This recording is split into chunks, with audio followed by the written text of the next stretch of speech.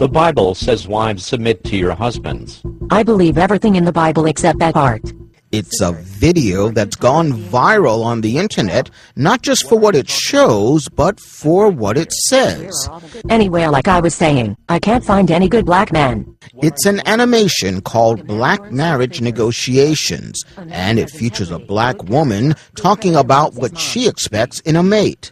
Often those expectations are outrageous. A man who will pay all the bills, yet recognize I'm an independent woman.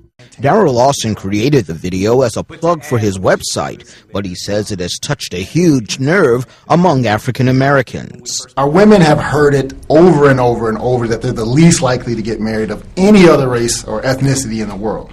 And so it's about getting across a message without beating them up. Since they've come out, imitations have been launched, debates have started, and Lawson and his co-host are finding themselves in the midst of a national dialogue about unreasonable expectations in relationships. I love black women, so I want them to understand that the love is there first. The second thing I want them to understand is that we too have some angst. We too have some pain to share. If it doesn't apply to you, the shoe doesn't fit, don't put it on. And at the end of the day, we want to create a dialogue between men and women. So, going back to my previous comment, so that we can heal our families. A recent Yale study found that of U.S. ethnic groups, black women are the least likely to marry a man with a college education, are least likely to marry during their childbearing years, and are twice as likely to be divorced, widowed, or separated. At each level of education, among people with higher degrees, with college degrees, with high school degrees, and less than high school degrees, there is a lack of marriageable black men.